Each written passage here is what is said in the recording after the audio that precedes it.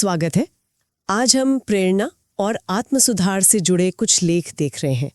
इनका केंद्रीय विचार है कि भाई आपका भविष्य इस पर निर्भर करता है कि आप आज क्या करते हैं। बिल्कुल। हम इन विचारों की गहराई में उतरेंगे और देखेंगे कि कैसे आज के छोटे छोटे मतलब ठोस कदम एक कामयाब कल की नींव रख सकते हैं। हाँ। हमारा मकसद है इन स्रोतों से वो सबसे काम की बातें निकालना जो किसी को भी अपनी जिंदगी को सक्रिय रूप से आकार देने में मदद कर सके। बिल्कुल। और इन लेखों का सार भी यही है कि भविष्य कोई किस्मत का खेल नहीं है या संयोग से नहीं बनता, बल्कि ये हमारे आज के सोचे समझे फैसलों और कामों का नतीजा है। सही बात है। तो हम इस पर गौर करेंगे कि अपनी सुबह को संभालना, साफ लक्ष्य तय करना, बहानों की जगह काम चुनना और हाँ, लगातार सीखते रहना, ये सब क्यों इतना जरूरी है। अच्छा, तो चलिए सुबह से शुरू करते हैं। लेखों में एक बड़ा मजबूत दावा है कि आपकी सुबह कैसी बीतती है ये न सिर्फ आपके दिन पर बल्कि धीरे धीरे आपकी पूरी जिंदगी की दिशा पर असर डालता है। ये बात तो सोचने वाली है ना। जी कि सुबह उठते ही फोन चेक करना, हाँ बिल्कुल, कैसे हमारी शक्ति छीन लेता है एक तरह से। हाँ, ये एक बहुत अहम नुक्ता है। सुबह का पहला घंटा वो क्या ना, बाहरी दुनिया के शोर शराबे के लिए नहीं होना चाहिए, वो अपने लिए होना चाहिए। इन लेखों में सुबह के 3 खास पहलू बताए गए हैं। पहला, स्पष्टता, मतलब ये जानना कि आज क्या जरूरी है। दूसरा, ऊर्जा, जिसके लिए थोड़ी शारीरिक कसरत या स्ट्रेचिंग भी मतलब काफी है। हाँ, कुछ भी। और तीसरा, फोकस, यानी कुछ पल का शांत चिंतन या शायद जर्नलिंग, जहां आप अपने विचारों को थोड़ा व्यवस्थित कर सकें, मन साफ हो सके। सही। ये छोटे छोटे काम ना पूरे दिन के लिए एक सकारात्मक लय तय कर देते हैं। और सुबह को सही दिशा देने के बाद फिर लेख बताते हैं कि अगला कदम है स्पष्ट लक्ष्य बनाना। हाँ, लक्ष्य सिर्फ मन में सोच लेना काफी नहीं है। कहा गया है कि लक्ष्यों को लिखना, हाँ, और रोजाना उन्हें देखना बहुत जरूरी है। जैसे मैं कामयाब होना चाहती हूँ, ये थोड़ा अस्पष्ट है। हाँ बिल्कुल। इसकी जगह लिखना, मैं अगले मान लीजिए 12 महीनों में अपनी आमदनी को X राशि तक बढ़ाना चाहती हूँ, ये ज्यादा ठोस लगता है। बिल्कुल, लिखने से बहुत फर्क पड़ता है। ये अस्पष्ट इच्छाओं को पक्के इरादों में बदल देता है, साफ हो जाता है सब कुछ। और जब आप रोज अपने लक्ष्य देखते हैं तो वो प्रेरणा, वो मोटिवेशन बनी रहती है, खासकर तब जब शुरू का जोश थोड़ा ठंडा पड़ने लगता है ना। हाँ, वो तो होता ही है। और ये पक्का करता है कि आपके रोज के काम आपके बड़े मकसदों से जुड़े रहें, भटके नहीं आप। हाँ। और जब दिशा साफ होती है तो आत्मविश्वास भी बढ़ता है। लेकिन लक्ष्य तय करने के बाद भी रास्ते में वो बहाने तो आते ही हैं। हाँ, वो तो है। बहानों को रोज की छोटी मगर लगातार की जाने वाली क्रियाओं से बदले। बिल्कुल सही। मुझे ये बात बहुत अच्छी लगी कि परफेक्ट शुरुआत का इंतजार करने से तो बेहतर है छोटे ही सही पर कदम उठाते रहना। आपने बिल्कुल सही पकड़ा। निरंतरता मतलब कंसिस्टेंसी, वो कभी कभी की जाने वाली इंटेंस मेहनत से ज्यादा जरूरी है। छोटी छोटी क्रियाएं जब रोज दोहराई जाती हैं तो वो आदत बन जाती है और फिर वक्त के साथ बड़े नतीजे देती हैं। हाँ। एक और सुझाव जो इन लेखों में है वो है अपनी प्रगति पर नजर रखना। अच्छा, कैसे? चाहे कैलेंडर पे टिक लगाकर या किसी डायरी में नोट करके, छोटा सा ही सही। इससे ना एक जिम्मेदारी का एहसास बना रहता है। हाँ, ये बात सही है। अकाउंटेबिलिटी। हाँ, अकाउंटेबिलिटी, ये सब अनुशासन बनाने और लंबे समय तक टिके रहने वाले नतीजे पाने के बारे में। और आखिर में एक और जरूरी बात है, लगातार सीखना। हाँ, आजीवन सीखना। लेख कहते हैं कि हर दिन कुछ नया और काम का सीखना जरूरी है। और ये सिर्फ स्कूल कॉलेज वाली पढ़ाई नहीं है। नहीं, बिल्कुल नहीं। ये जिंदगी भर सीखते रहने की आदत डालने की बात है। आज की तेजी से बदलती दुनिया में तो शायद ये और भी जरूरी हो गया। हाँ, बहुत जरूरी, क्योंकि अगर हम सीखेंगे नहीं तो पिछड़ जाएंगे, सीधी सी बात है। सही। निरंतर सीखना हमें बदलते वक्त के साथ ढलने और आगे बढ़ने में मदद करता है। और इसका मतलब घंटों पढ़ाई करना नहीं है। नहीं, शायद रोज 15-20 मिनट निकालना ही काफी है। कुछ पढ़ लिया, कोई पॉडकास्ट सुन लिया या अपने ही अनुभवों पर थोड़ा सोच लिया जो आपके लक्ष्यों से जुड़ा हो। लेकिन सबसे जरूरी है उस सीख को अमल में लाना, एक्शन लेना। हाँ, एक्शन। बिना अमल के ज्ञान तो बस जानकारी है, उससे बदलाव नहीं आता। तो अगर हम इन सभी लेखों का निचोड़ निकालें तो बात ये है कि हमारा आने वाला कल आज के सचेत मतलब जानबूझकर किए गए कामों से बनता है। सही। इसमें सुबह के वक्त पे काबू पाना, स्पष्ट लक्ष्यों को लिखना और रोज देखना, बहानों की जगह छोटे मगर लगातार कदम उठाना और हर दिन कुछ उपयोगी सीखना शामिल है। हाँ, सार यही है कि ये सब आत्मानुशासन और इरादे की बात है, इंटेंशन की। ये रोज की आदतें ना सिर्फ हमें अपने लक्ष्य पाने में मदद करती हैं, बल्कि देखा जाए तो हमें एक ज्यादा फोकस्ड, अनुशासित और काबिल इंसान भी बनाती हैं। कह सकते हैं कि ये सफर उतना ही जरूरी है जितनी मंजिल। बिल्कुल। अगर ये सच है कि हमारे रोज के काम न सिर्फ हमारा भविष्य बनाते हैं, बल्कि ये भी तय करते हैं कि हम इंसान कैसे हैं, तो आज आप अपने किरदार के किस पहलू को बेहतर बनाने का इरादा करेंगे? खासकर 3 चीजें: अपना समय कैसे बचाएं, सेहतमंद आदतें कैसे बनाएं और कैसे लोगों के साथ रहें जो हमें आगे बढ़ाएं। ये जो स्रोत है ना, ये बताते हैं कि रोज के ये चुनाव भविष्य कैसे बनाते हैं। और इन सारी बातों का जो निचोड़ है वो यही है कि छोटी लगातार कोशिशें ही बड़ा नतीजा देती हैं। हाँ। मतलब अक्सर हम सोचते हैं बड़े बदलाव के लिए कुछ बहुत बड़ा करना होगा, पर यहाँ जोर छोटी रोज की जाने वाली चीजों पर है। तो देखते हैं कि ये स्रोत हमें असल जिंदगी के लिए क्या सिखाते हैं। हाँ, तो सबसे पहले समय। स्रोत बिल्कुल साफ कहते हैं ये वो चीज है जो वापस नहीं मिलती। बिल्कुल नहीं। सबके पास दिन में 24 घंटे ही हैं। हाँ। लेकिन कमाल की बात यह है, ये स्रोत बताते हैं कि कैसे सोशल मीडिया या बेकार के वीडियो या गपशप ये सिर्फ मिनट नहीं चुराते। नहीं, ये ध्यान भटकाते हैं, और जो बड़े मौके होते हैं ना, वो हाथ से निकल जाते हैं। ये छोटी छोटी चोरियां हैं एक तरह से। बिल्कुल। और यहाँ सबसे जरूरी चीज है जागरूकता। मतलब ये पता होना कि भाई समय जा कहाँ रहा है। जैसे क्या सुबह उठते ही फोन चेक करना आदत बन गई है? स्रोत यही कहते हैं कि जब ये पैटर्न समझ आता है ना, तभी हम कुछ रोक लगा सकते हैं। सही। जैसे नोटिफिकेशन बंद करना या सीखना कि कब ना कहना है। हाँ, ये मुश्किल होता है, कई बार होता है।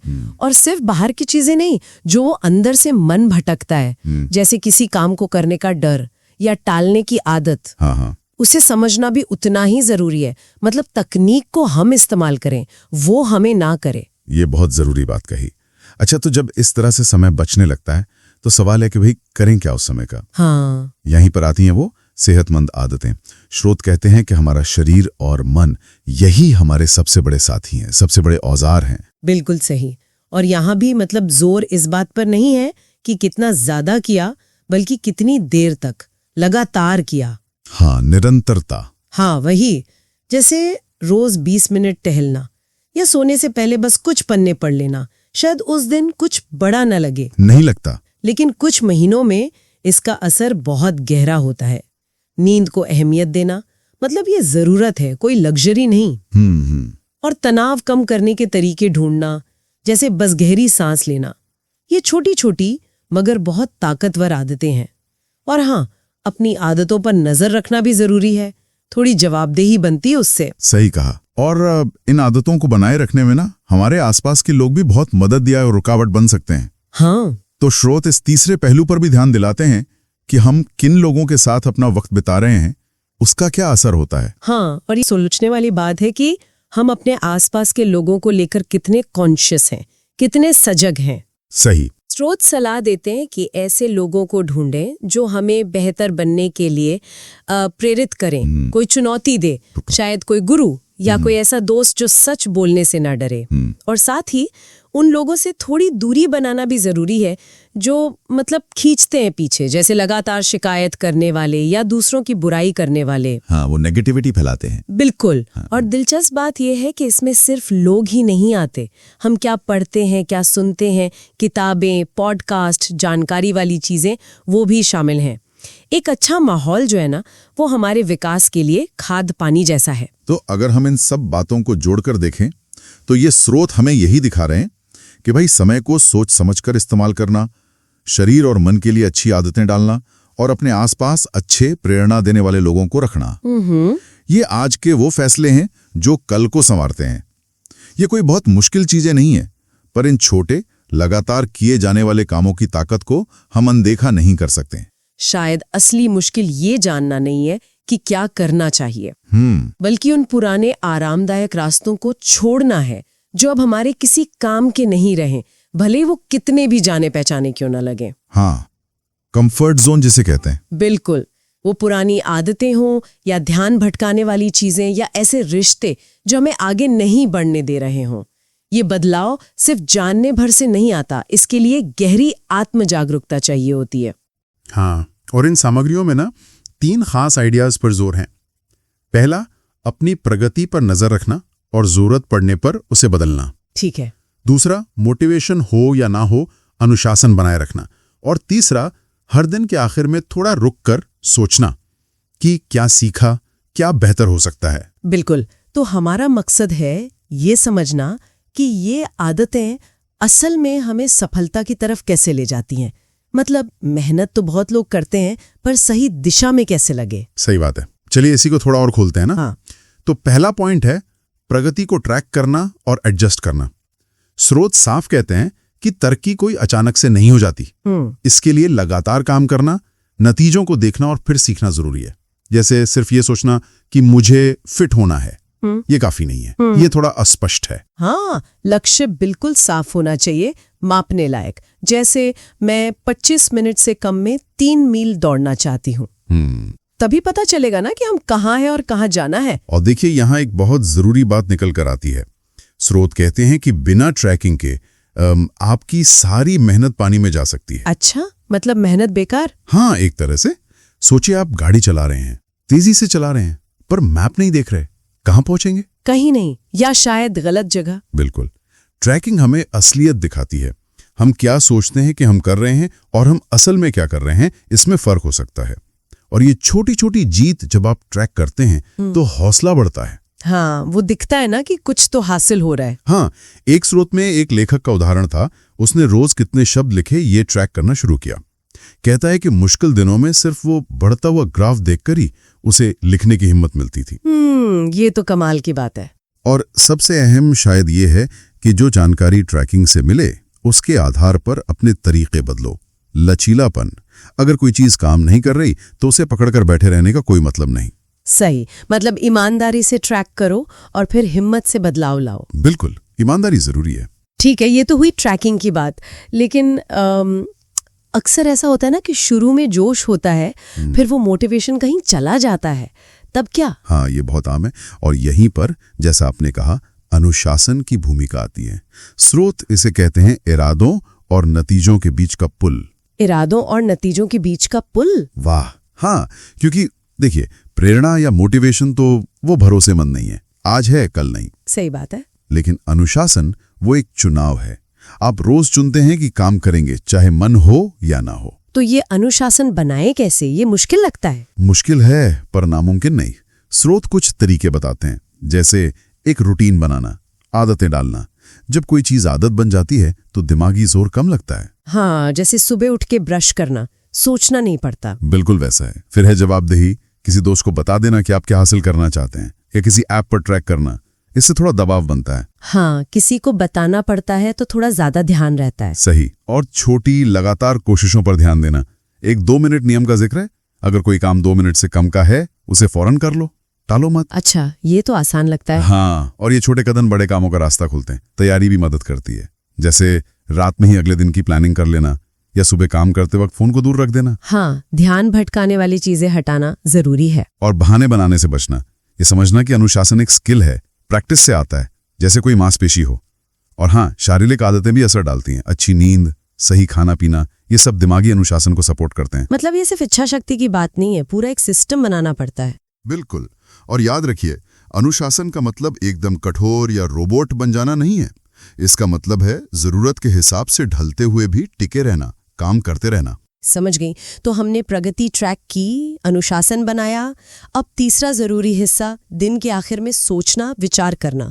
श्रोता इसे सबसे शक्तिशाली उपकरणों में से एक बता रहे हैं। ऐसा क्यों? देखिए, अगर हम बस काम करते जाएं और कभी रुककर सोचे ही नहीं तो हम सीखेंगे कैसे? हम वही चीजें बार बार करते रहेंगे, चाहे वो काम कर रही हो या नहीं। मतलब बिना सोचे समझे बस भागते रहना। हाँ, चिंतन या रिफ्लेक्शन का मतलब है ईमानदारी से अपने दिन को देखना, क्या अच्छा हुआ, क्या ठीक नहीं हुआ। स्रोत कुछ सवाल सुझाते हैं, जैसे कि आज मैंने जो काम किए उनमें से सबसे ज्यादा वैल्यू किससे मिली, या मेरा वक्त कहाँ बर्बाद हुआ, और सबसे जरूरी, कल मैं क्या एक चीज बेहतर कर सकता हूँ। अच्छा, सिर्फ गलतियां नहीं देखनी, बल्कि सुधार पर फोकस करना है। बिल्कुल। और इन विचारों को लिखना शायद एक डायरी में बहुत फायदेमंद हो सकता है। इससे चीजें साफ होती हैं।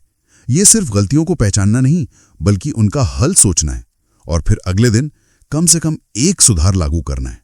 लगातार करना जरूरी होगा शायद। हाँ बिल्कुल, इसे आदत बनाना होगा। एक स्रोत में एक टीम का उदाहरण था। उन्होंने रोज सिर्फ 5 मिनट इस पर लगाए। नतीजा, कुछ ही हफ्तों में उनकी गलतियां 30% कम हो गई। किसी ने सोचा भी नहीं था। अरे वाह, 30%? हाँ, तो ये लगातार सोचने से क्या होता है, हम खुद को बेहतर जानने लगते हैं, हमारे फैसले सुधरते हैं, हम अपनी भावनाओं को ज्यादा अच्छे से समझ पाते हैं और संभाल पाते हैं। तो ये तीनों चीजें, ट्रैकिंग और एडजस्टमेंट, अनुशासन और रोज का चिंतन, ये एक तरह का साइकिल है ना, जो लगातार चलता रहता है और हमें आगे बढ़ाता है। देखते हैं, फिर अनुशासित होकर बदलाव लागू करते हैं और फिर दिन के अंत में सोचते हैं कि ये बदलाव काम कर रहे हैं नहीं। ये एक लगातार चलने वाली प्रक्रिया है। तो निचोड़ यही है कि हमारा भविष्य आज के सोच समझकर इरादे से किए गए कामों से बनता है और उन कामों को इस पूरी प्रक्रिया के जरिए लगातार बेहतर बनाना होता है। मतलब सिर्फ उम्मीद या मोटिवेशन के सहारे नहीं बैठना। नहीं, बिल्कुल नहीं। ये एक सक्रिय, सोचा समझा प्रयास है, लगातार सुधार का प्रयास। असली तरक्की इसी चक्र से आती है। तो अगर हम इसे समेटें तो कह सकते हैं कि अपनी यात्रा पर कंट्रोल पाने के लिए जरूरी है कि हम अपनी प्रगति को ट्रैक करें, अनुशासित रहें और नियमित रूप से सोच विचार करें। हाँ, ये एक सक्रिय भूमिका निभाने जैसा है, ना कि सिर्फ जिंदगी को अपने आप चलने देना। और जाते जाते एक सवाल श्रोताओं के लिए छोड़ जाते हैं सोचने को। इस लगातार सुधार के चक्र में रहते हुए कोई व्यक्ति छोटी मोटी असफलताओं को सिर्फ एक हार की तरह ना देखकर सीखने के कीमती मौकों की तरह देखने का नजरिया कैसे विकसित कर सकता है, इस पर सोचिएगा जरूर।